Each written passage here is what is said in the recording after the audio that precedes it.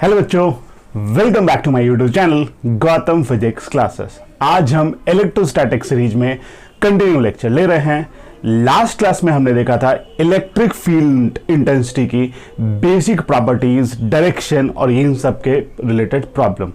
आज हम उसमें ही पहले सुपरपोजिशन देखेंगे और फिर धीरे धीरे उनकी प्रॉपर्टीज, फील्ड लाइंस की प्रॉपर्टीज, और अगर टाइम बचा तो डाइपोल का स्टार्ट तो आज ले ही लेंगे। देखते हैं टाइम वेस्ट किए बिना इलेक्ट्रिक फील्ड इंटेंसिटी। देखो, जो सुपरपोजिशन है ना, यहां पे जो इनका जो सुपरपोजिशन प्रिंसिपल है, ये बिल्कुल पिछली वाले के तरह ही है। कहीं कुछ ज्यादा सोचना नहीं है सुपरपोजिशन में भी। जैसे फोर्स का सुपरपोजिशन आपने किया था और आपके पास वीडियोस हैं, आप देख सकते हैं, वैसे यहां पे भी सुपरपोजिशन होगा। चेंज खाली क्या है कि फोर्स के सुपरपोजिशन करने के लिए ना, फोर्स का सुपरपोजिशन करने के लिए तुम्हारे पास सारी तरफ चार्ज होता था, यानी जहां तुम फोर्स निकालना भी चाहते थे वहां भी चार्ज होता था। लेकिन इस बार जो तुम सुपरपोजिशन करोगे तो वहां तुमको चार्ज नहीं मिलेगा। और जब आपको चार्ज वहां नहीं मिलेगा तो आप कैसे कर सकते हैं? जैसे मान लो ये वाला एक क्वेश्चन है और इस पे वापस से वही कर लेते हैं, plus Q minus Q plus Q minus Q. सिर्फ देखिएगा, मैग्नीट्यूड बाद में हम इसके सोचेंगे। 1 मीटर मान लो इसका लेंथ कर देते हैं। देखिए, तो 1 मीटर इसका लेंथ कर दिया और हमने ये प्लस क्यू माइनस क्यू का एक कॉम्बिनेशन बना लिया। अब मेरी बात समझिए आप, मुझे ना इस बार भी सेंटर पे चार्ज निकालना, सेंटर पे इलेक्ट्रिक फील्ड निकालनी है। आपको जहां पे भी इलेक्ट्रिक फील्ड निकालनी हो वहां पे एक पॉजिटिव क्यू नॉट रख दीजिए। जब तक आपका बस चले हमेशा पॉजिटिव पॉइंट चार्ज रखिएगा। अगर सामने वाले ने नेगेटिव पॉइंट चार्ज या कुछ ऐसा बोला है तभी आप इस डिस्कशन को चेंज कीजिएगा। जब भी आपका बस चले, जहां पे भी फोर्स निकालना है, जहां पे भी इंटेंसिटी निकालनी है, दोनों के लिए आप एकदम ध्यान से एक पॉजिटिव चार्ज जरूर रखिए वहां पे। और फिर जैसे आपने फोर्स में सोचा था, इस प्लस के कारण अगर मैं बोलूं ए बी सी डी, ये प्लस के कारण ये प्लस, तो प्लस प्लस रिपल्सिव, तो यानी नीचे की तरफ, यानी ई ओ ए, और ये प्लस माइनस प्लस अट्रैक्टिव, तो ये E O B, plus plus repulsive तो ई ओ सी, और plus plus plus minus attractive तो E O D.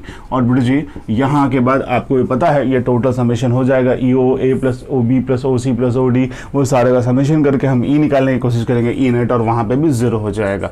E net यहाँ पे जीरो हो जाएगा, ई नेट इक्वल टू हो जाएगा जीरो। हर केस में ऐसा नहीं होगा, पोजिशनिंग पर डिपेंड करेगा चार्ज के कि कहाँ कब ई नेट जीरो होगा और कब ई नेट जीरो नहीं होगा। ठीक है, देख लेते हैं इसमें एक ट्रायंगल वाला सवाल, वो थोड़ा सा ज्यादा बेहतर है। ट्रायंगल वाला देख लेते हैं, उसको मैग्नीट्यूड के साथ देख लेते हैं। वहां पे हमने किया है लेकिन इसको यहां पे भी एक मैग्नीट्यूड के साथ देख लेते हैं। ये तो जरा एक एग्जांपल के साथ, एक इक्विलैटरल ट्रायंगल है जो कि 10 सेंटीमीटर इन लेंथ है।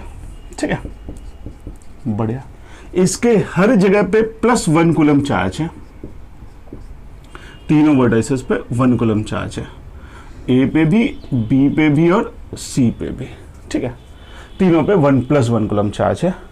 और आपको इसके मीडियन बाइसेक्टर पे, वैसे ऑल्टीट्यूड और मीडियन दोनों इसमें एक ही जगह आता है, मीडियन बाइसेक्टर पे आपको, या कुछ किताब लिखते हैं सेंटर पे आपको इलेक्ट्रिक फील्ड निकालना है। यानी find the electric field at centre, find the electric field at centre, यानी आपको सेंटर पे इलेक्ट्रिक फील्ड निकालना है। करना क्या पड़ेगा, आप इस सेंटर पे एक चार्ज रख दीजिए प्लस क्यू नॉट, बस इतना काम कीजिए और इसे ओ बोल दीजिए। ठीक है, अब जरा मुझे ई नेट लिखाइए जैसे आपने पहले लिखा है ई नेट, तो कितना हो जाएगा, E O A plus E O B plus E O C vector के साथ। ये भी आपको समझ में आ रहा है, ई O A plus E O B plus E O सी, ये भी वेक्टर के साथ एकदम क्लियर होगा, इसमें कहीं कोई दिक्कत नहीं होगा, इसलिए मैं एकदम तेज फ्लो में हूं। ठीक है, आइए ई ओ ए लिखते हैं, ई ओ ए को, ई O A 1/4 pi not, intensity का फॉर्मूला Q/r²। ठीक है, यानी Q बाई, अब यहाँ पे एक प्लस चार्ज, यहाँ पे एक प्लस चार्ज, और आपने यहाँ एक आर्बिट्री प्लस चार्ज ले लिया है, तो ये प्लस और प्लस तो रिपेल करेगा, डायरेक्शन में हम ध्यान दे देंगे इसको। और बेटा जी अभी तो ये प्लस चार्ज +1 है, तो +1 लिख देता हूँ, या 1 लिख देता हूँ, 1 डिस्टेंस कितना हो जाएगा, AO, तो AO का स्क्वायर। और किधर बेटा जी प्लस और प्लस है तो ये हो जाएगा रिपल्सिव, यानी EOA कुछ रिपल्सिव हो जाएगा, प्लस प्लस रिपल्सिव हो जाएगा। बिल्कुल क्लियर हो रहा होगा आपको, इसमें कोई दिक्कत नहीं आ रही होगी। ठीक है, मुझे प्रॉब्लम ये कि OA की वैल्यू नहीं पता, तो मैं आपको बता दूं AO, OC और BO ये तीन हमारे आएंगे, आसानी से निकल सकते हैं क्योंकि ये मीडियन और ऑल्टीट्यूड सेम होता है। तो ये 30 डिग्री होगा, ये 5 सेंटीमीटर होगा और ये लेंथ हमें निकालना है। मान लो इसका नाम मैं OD लिख देता हूँ, तो मैं लिख देता हूँ ट्रायंगल COD। ठीक है, COD दिख रहा है सबको।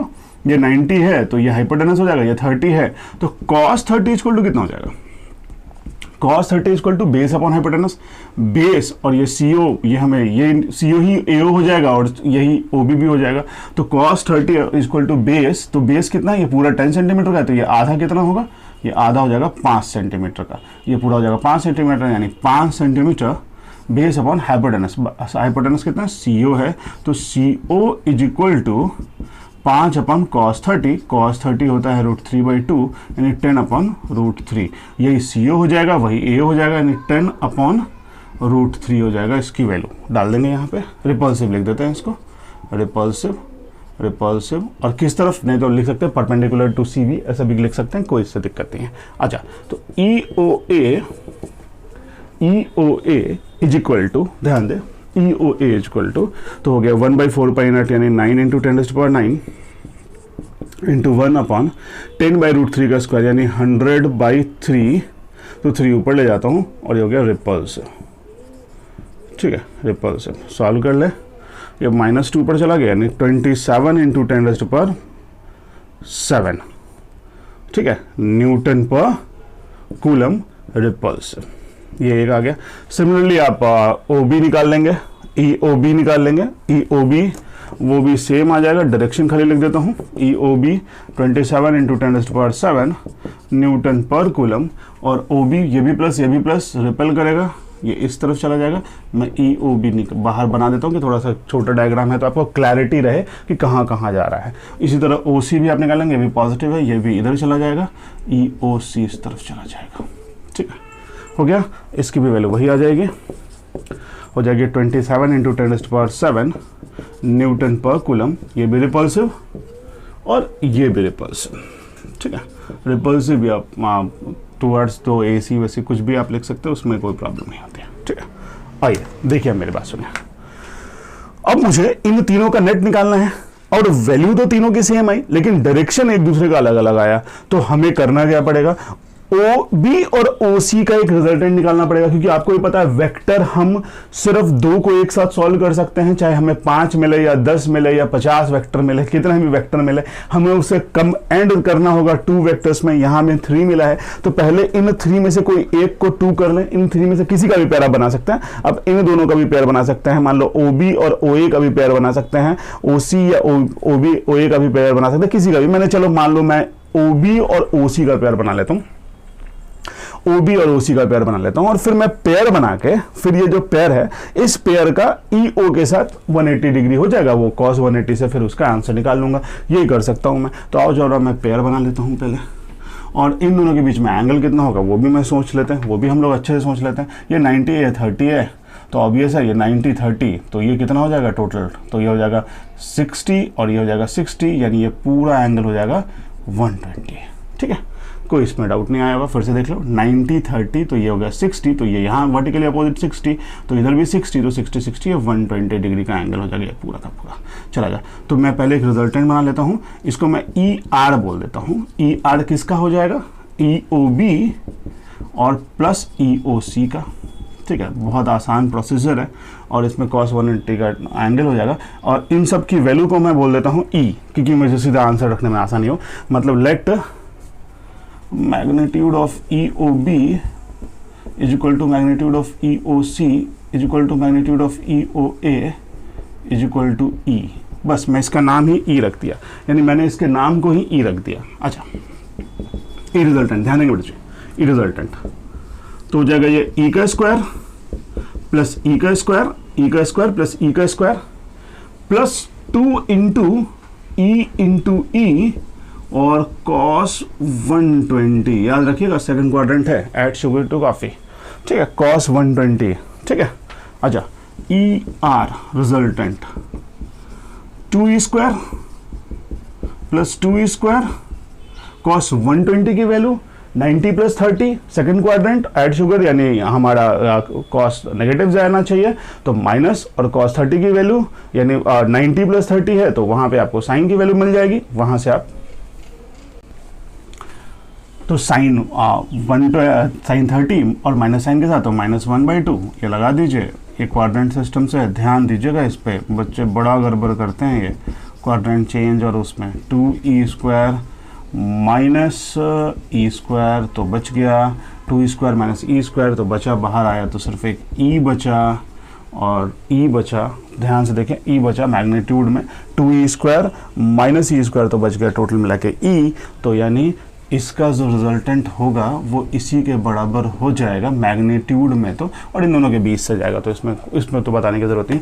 अब मैं इसका फाइनल सॉल्यूशन कर देता हूँ जहाँ से आपको क्लियर हो जाए। अब E net equal to O B और ओ सी को तो कॉम्बिनेशन कर लिया था, तो ई नेट इक्वल टू कितना हो जाएगा, E O A plus E resultant जो कि ऊपर की तरफ जा रहा है, ई रिजल्टेंट मैंने बना दिया है, ई रिजल्टेंट की वैल्यू ई आ गई है, देख लें ध्यान से, 2e² प्लस e² तो कितनी आ गई है, 2e² प्लस e², तो 2e² और माइनस e² यहाँ से आ गया तो e आ गई है वैल्यू, ध्यान से। अब ई रिजल्टेंट निकाल ले, इन दोनों के बीच में 180 का एंगल है, तो ई ओ ए को भी तुमने e मान रखा है, e² प्लस e², ई रिजल्टेंट की वैल्यू वही है 2 इंटू ई, और इस बार cos 180, क्योंकि इन दोनों के बीच में जो एंगल है वो है 180 का, ठीक है। तो यानी e is equal to twice e² plus 2 into e², तो हो गया ये 2e², और cos 180 होता है -1, तो ये हो गया -1। ये आंसर आ गया 0, यहाँ पे टोटल आंसर 0 है, यानी इसका मतलब यहाँ भी इलेक्ट्रिक फील्ड नहीं लगेगा। और अब हम देखते हैं इलेक्ट्रिक फील्ड लाइंस की प्रॉपर्टीज, काफ़ी important, specially NEET point of view से बहुत इंपॉर्टेंट है ये। इलेक्ट्रिक फील्ड लाइंस किसी भी चार्ज से निकलने वाली लाइंस को कह रहा है ये, ठीक है, जो कि अगर पॉजिटिव चार्ज हो तो बाहर की तरफ है, और अगर ये नेगेटिव चार्ज हो, -q नेचर का हो, तो ये अंदर की तरफ रिपोर्ट करती दिखेंगे आपको। यानी अगर ये पॉजिटिव चार्ज है तो ये बाहर की तरफ, और ये नेगेटिव चार्ज है दिख नहीं रहा है, तो ये अंदर की तरफ रिपोर्ट करती दिखेंगे आपको, ठीक है। बेटा जी, ये एक ऐसी लाइंस हैं जिन पे ड्रॉ किया गया टेंजेंट, मतलब मान लो कहीं से जा रही हैं, मैं लिख ही देता हूं, दे आर इमेजिनरी लाइंस। ये सब इनकी प्रॉपर्टीज से पहले डेफिनेशन बता रहा हूं, प्रॉपर्टीज पे फिर और डिस्कशन करेंगे। दे आर इमेजिनरी लाइंस, ठीक है, कर्व्ड, क्योंकि यूनिफॉर्म नहीं, और यूनिफॉर्म में भी कर्व्ड और स्ट्रेट, दोनों में से कुछ भी such that tangent drawn on it, मान लो ये ऐसा जा रहा है और ये एक लाइन ऐसे जा रही है, तुमको इस पॉइंट पे पता लगाना है कि इसका डायरेक्शन किधर होगा, तो इस पे क्या करो, टेंजेंट ड्रॉ कर दो, तो such that tangent drawn on it gives the direction of electric field, मतलब यहां पे तुमको पता चल जाएगा gives the direction of electric field। बस लिखता हूं direction of electric field, यहां देख, मतलब जैसे तुम यहां चेक करना चाहते हो यहां पे किधर जा रहा है इलेक्ट्रिक फील्ड, यहां पे किस तरफ है, तो बेटा जी ये इस तरफ ऐसा बना दीजिए। और स्ट्रेट लाइंस में तो कोई डाउट ही नहीं है, तो डायरेक्शन ही डायरेक्शन है, इसमें तो टेंजेंट क्या ड्रॉ करना है, इसमें तो कोई डाउट ही नहीं है। तो मतलब अगर आपको कर्व सरफेस मिल गया, मान लो ऐसा कर्व सरफेस, और इस पर आपको मैं पूछूं कि यहाँ पे कहाँ जा रहा है, तो आप इस पर एक टेंजेंट ड्रॉ कर दीजिए, यहाँ पे ये कहाँ जा रहा है तो इस पर एक टेंजेंट ड्रॉ कर दीजिए, इस पॉइंट पे कहाँ जा रहा है इस पर एक टेंजेंट ड्रॉ कर दीजिए। तो आपको जैसे ही टेंजेंट ड्रॉ कीजिएगा तो आपको पता चल जाएगा कि ये उस जगह इलेक्ट्रिक फील्ड कहां जा रहा है। यानी कुल मिला के electric field lines, electric field जो स्पेस है ना, जिसकी इंटेंसिटी आप जोड़ रहे हैं, जो मैथमेटिकली सिर्फ इंटेंसिटी में आपको मिल रहा है, लेकिन वो है तो एक स्पेस, उस स्पेस पे उस इलेक्ट्रिक फील्ड कहां कहां इन्फ्लुएंस कर सकता है और किस डायरेक्शन में इन्फ्लुएंस कर सकता है, उसको डिस्कस करता है ये इलेक्ट्रिक फील्ड लाइंस, ठीक है। दूसरी प्रॉपर्टी पे ध्यान से सुनेंगे, अगर ये इक्वली स्पेस्ड है और पैरेलल है, तो ये 100% यूनिफॉर्म है, यानी E1, E2, E3 और E4 अगर मैं बोलूं तो मैं बोलूंगा magnitude of E1 equal to magnitude of E2 equal to magnitude of E3 equal to magnitude of E4 equal to E। समझा है? और एक बात इसमें सुने, अगर आप, ये थोड़ा एडवांस है, ध्यान से सुनिए, ये बुक्स में नहीं मिलेगा। अगर आप इस पे परपेंडिकुलर ड्रॉ करते हैं तो ये आपको सोर्स के बारे में बता देगा कि सोर्स कैसा था, प्लेन सोर्स था जैसे, तो इस पे एक परपेंडिकुलर ड्रॉ कर दे तो ये बता देगा आपको प्लेन सोर्स के बारे में। ठीक है, ये दो इसकी डेफिनेशन के लिए, रेडियली आउटवर्ड, और जितना ज्यादा स्पेस इनके बीच में है उतना ये कम पावरफुल हैं, और जितना कम है ये इनके बीच में स्पेस उतना ये ज्यादा पावरफुल बन जाती हैं। ठीक है, ये दूसरी प्रॉपर्टी। अब हम इसकी और प्रॉपर्टीज देखते हैं जो कि डेफिनेशन से थोड़ा अलग प्रॉपर्टीज की तरफ चलते हैं इसके।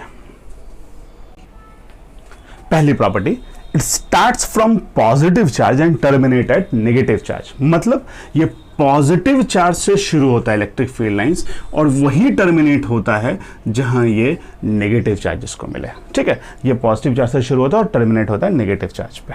ठीक, सुनिए मेरी बात ध्यान से इसमें भी, अगर इसे नेगेटिव चार्ज नहीं मिला, यानी मान लो इसे एक नेगेटिव चार्ज नहीं मिला, तो फिर ये कहां टर्मिनेट होगा? इनफाइनाइट पे। और जो चीज इनफाइनाइट पे टर्मिनेट होगी वो कैसा लूप बनाएगी? वो कैसा लूप बनाएगी? वो बनाएगी ओपन लूप। तो ये भी याद रखिएगा, इट फॉर्म्स ओपन लूप। मतलब नेगेटिव चार्ज मिल गया तो भाई साहब ये बंद हो गया, लेकिन अगर नहीं मिला तो ये कहां जाके टर्मिनेट होंगे? ये कहीं इन्फिनिटी पे जाके ये टर्मिनेट होंगे। तो इसीलिए ये बनाएगा ओपन लूप। ठीक है, तो दो प्रॉपर्टी होगी, start from positive charge, terminate at negative charge, ये बनाएगा ओपन लूप। तीसरी प्रॉपर्टी, ये कभी एक दूसरे को क्रॉस नहीं करेंगे, they do not cross each other. ठीक है, do not cross each other. जरा देख, सोच इसको, इसके बारे में थोड़ा बात करते हैं। एक काम करते हैं, दो लाइंस, इलेक्ट्रिक फील्ड लाइंस जो कि सेम सोर्स से निकल रही हैं, उनको हम क्रॉस कर देते हैं। अब देखो ये कहां वायलेट हो जाएगा? तुम इस पॉइंट पे आओ। अब तुमने बोला था टेंजेंट इसके इलेक्ट्रिक फील्ड का डायरेक्शन दे देगा यहां पे, तो इस, अगर ये लाइन के रेस्पेक्ट में तुम टेंजेंट ड्रॉ करोगे तो ये इस तरफ इलेक्ट्रिक फील्ड का डायरेक्शन हो जाएगा, और ये लाइन के में करोगे तो इस तरफ हो जाएगा। तो बताओ, तो इस पॉइंट पे किधर जाएगा ये क्या ये इस तरफ जाएगा ना इस तरफ जाएगा? तो ऐसा हो नहीं सकता है। तो इसका मतलब ये कभी भी एक दूसरे को क्रॉस नहीं कर सकती, ये do not cross each other. ठीक है, अब मेरी बात आप ध्यान से सुनिए। ठीक है, जिसमें मैं आपको कुछ डाइपोल का कॉन्सेप्ट दे रहा हूं। डाइपोल होता क्या है ये सब समझा रहा हूं यहीं पे, ध्यान से, फिर डेफिनेशन। बेटा जी, पॉजिटिव यहां अकेला सरवाइव कर रहा है, तो आप इसको कह सकते हैं ये सिंगल पोल या मोनोपोल है। बिल्कुल। लेकिन अगर मैं आपको मैग्नेटिज्म चैप्टर पढ़ा रहा होता और कहता कि तुम मैग्नेट का एक सबसे छोटा टुकड़ा करो जितना तुम पॉसिबल सोचते हो, तो तुम क्या बोलते? कितना भी छोटा टुकड़ा करेंगे लेकिन उसमें एक नॉर्थ पोल और एक साउथ पोल होगा ही होगा। बिल्कुल सही बात, वहां पोल को तुम सेपरेट नहीं कर सकते हो। तो अगर मैं ये प्रॉपर्टी मैग्नेटिज्म के लिए दे रहा होता तो मैं क्या बोलता कि they starts from north pole and terminate at south pole. बिल्कुल, वहां नॉर्थ को हम पॉजिटिव कहते हैं और साउथ को हम वैसे भी नेगेटिव डायरेक्शन बोलते हैं। हिंदू मैथोलॉजी में south is a negative direction हमेशा। तो वो वही थ्योरी है। तो साउथ को आप समझ लो कि वो ऐसे ब्रैकेट में उसके नेगेटिव लिखा है, और नॉर्थ को समझ लो उसके ब्रैकेट में पॉजिटिव लिखा है। एकदम क्लियर रहना इस चीज से। तो ये नॉर्थ पोल से स्टार्ट करता है और कहां टर्मिनेट होता है? साउथ पोल पे। तो ये कैसा लूप बना रहा है? ओपन लूप या क्लोज लूप? सही बोला, ये बना रहा है क्लोज लूप। एकदम सही बोला, ओपन लूप नहीं बना रहा है, ये क्लोज लूप बना रहा है। ठीक है, यहां इसके साथ क्या सिचुएशन है कि ये प्लस से शुरू हो रहा है और नेगेटिव मिल गया तो ठीक है, नहीं मिला तो ये इन्फिनिट तक जा रहा है। आप सोचोगे रिपीट क्यों कर रहा है? सुनते जाना ध्यान से। इन्फिनिट तक जा रहा है, तो ये कैसा लूप बना रहा है? Open loop. बेटा जी, यहां मोनोपोल सरवाइव कर सकता है, यहां सिंगल चार्ज सरवाइव करता है। आपने सारे सवाल में किया सिंगल चार्ज, एक कोने पे, एक कोने पे, एक कोने पे, एक कोने पे, लेकिन बहुत बार नेचर पेयर फोर्सेस की बात करता है। इवन कि मैग्नेटिज्म का पहला दिन भी स्टार्ट पेयर फोर्सेस से होता, तो यहां भी हमें पेयर चार्जेस की बात करनी पड़ेगी। और बेटे जी, इस पेयर चार्जेस को हम कहते हैं डाइपोल, यानी इलेक्ट्रिक डाइपोल। मैं फिर से यहां लिखता हूं इलेक्ट्रिक डाइपोल। ये वर्ड आपने केमिस्ट्री में बहुत सुना होगा, इलेक्ट्रिक डाइपोल बड़ा फेमस है। 108 के आसपास का एंगल इनका H2O में हाइड्रोजन और ऑक्सीजन का, बिल्कुल वहाँ भी एक पॉजिटिव और एक नेगेटिव का पेयर बनता है। जैसा कुछ ऐसा रहता है, O यहाँ रहता है, यहाँ एक H होता है, यहाँ एक H होता है, और ये एक पेयर है, ये O का और ये H का पेयर है, तो इसे हम कहते हैं डाइपोल। अब याद आ गया होगा आपको डाइपोल किसको कहते हैं, बिल्कुल इस डाइपोल याद आ गया होगा। और इसी के बीच का एंगल होता है 107 पॉइंट कुछ या 108 डिग्री होता है। इतनी मेरी केमिस्ट्री अच्छी नहीं है, शायद यही होता है, यही होगा, यही है वैसे। चलिए, तो बेटे जी क्या है डाइपोल? डाइपोल एक कॉम्बिनेशन है पेयर ऑफ चार्जेस का। और डाइपोल तो अब यानी अगर तुम्हें दोनों चार्जेस मिल ही गए तो ये तो 100% क्लोज लूप बनाएगा। ठीक है, चलिए आइए, यानी it is combination of two charges. एक बात और, मैग्नीट्यूड में equal, two charges of equal magnitude and opposite direction. ठीक है, अपोजिट डायरेक्शन। अच्छा, जरा सोचते हैं, अपोजिट डायरेक्शन मतलब क्या कि ये कॉम्बिनेशन है टू चार्जेस का of equal magnitude and opposite direction. मान ले इधर रख दे +Q और इधर रख तू -Q, और इनके बीच के डिस्टेंस ऑफ सेपरेशन को हम डिनोट करते हैं ट्वाइस L से। ओरिजिन से इस तरफ एक L और ओरिजिन के इस तरफ दूसरा L। यानी बेटा जी, डाइपोल का आपको डेफिनेशन भी समझ गया और इसका डायग्राम भी समझ गया। एक बात और, Q और Q का मैग्नीट्यूड सेम रहेगा, सिर्फ इनका नेचर अलग अलग है, एक पॉजिटिव और दूसरा नेगेटिव नेचर का। ठीक है, यह है इलेक्ट्रिक डाइपोल। इनका डिस्टेंस ऑफ सेपरेशन 2L, काफी कम होता है ये डिस्टेंस 2L, मतलब 90% न्यूमेरिकल्स में ट्वाइस L को हम नेग्लेक्ट ही कर देते हैं, मतलब it is assumed to be they are very close to each other. ठीक है, चलिए देखते हैं इसके आगे और सोचते हैं। डाइपोल मोमेंट, हमने डाइपोल समझा जैसे मोनोपोल समझा था, अब इसका मोमेंट समझेंगे। क्या होता है डाइपोल मोमेंट? क्योंकि ये सिंगल तो है नहीं कि कहीं भी घूमे, इसे मोमेंटरी घुमाना पड़ता है। ये एक वेक्टर क्वांटिटी है। सबसे पहले ये वेक्टर क्वांटिटी समझ लें। डिनोट किससे करते हैं? P से। और क्या मैग्नीट्यूड है इसका? It is the product of magnitude of either charge. It is the product of magnitude of either charge, +Q -Q में से कोई भी, into and distance of separation. और डिस्टेंस ऑफ सेपरेशन कितना है बेटा जी? Twice L। ठीक है, डिस्टेंस ऑफ सेपरेशन कितना है? ट्वाइस L, यानी P equal to Q into 2L। Unit बता दीजिए इसका। Q का हो जाएगा कूलम और इसका ये हो जाएगा मीटर, तो इसका यूनिट हो जाएगा कूलम पर मीटर। अब जरा देखिए प्रॉब्लम, इसका डायरेक्शन क्या होगा, याद करने की टेक्निक के साथ दूंगा। इलेक्ट्रिक फील्ड किधर से किधर जाता है?